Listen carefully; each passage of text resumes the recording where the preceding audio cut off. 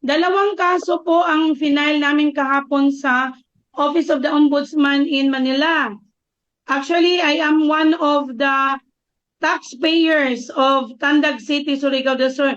Taga Tandag ko, so Bisaya ko. And then, together with me is one other lawyer, si Attorney Alexander Malaki from Lingig.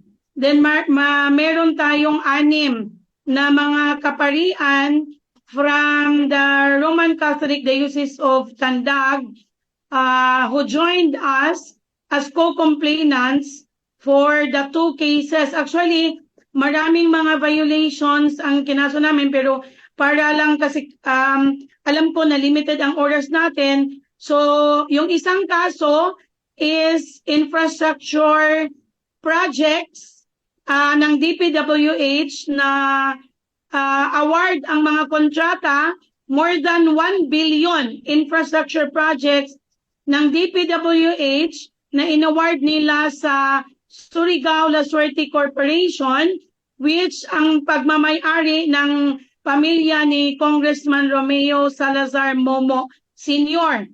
Bakit ko po nasabi na pagmamayari? Kasi po nakakuha ako ng certified true copies ng GIS nila. Kasi di po ba ang isang korporasyon ay by law, they are obligated to report GIS and other documentary requirements sa SEC. So I was able to get copies po, and in the year 2019, which is CWS, congressman na po siya noon, isa siya sa board of directors ng SLSC.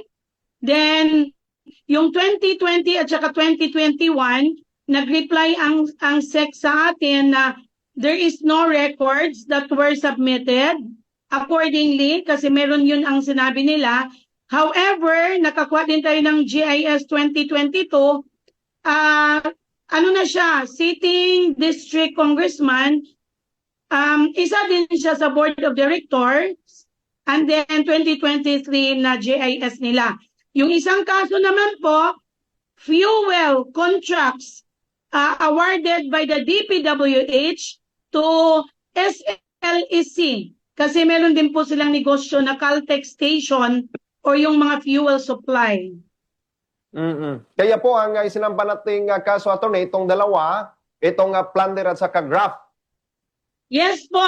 Actually, if you will allow me para hindi ako magkamali, Okay. ang kaso po is plunder under RA 7080 dahil ang nakulimbat nila na pera ng kanyang family corporation doon sa infrastructure projects is more than 1 billion pesos.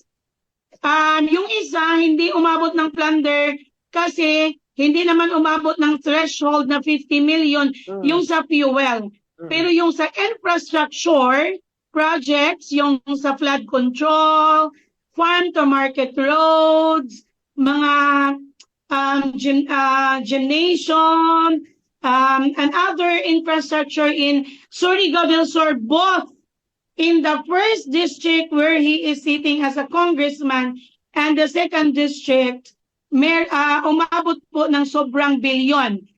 Lilinawin ko lang po, sobra bilyon na nga po na wala kaming nakuha kasi hindi po kami binigyan ng kopya ng kontrata ng 2023 at saka 2024 kung saan grabe ang mga insertions nila doon.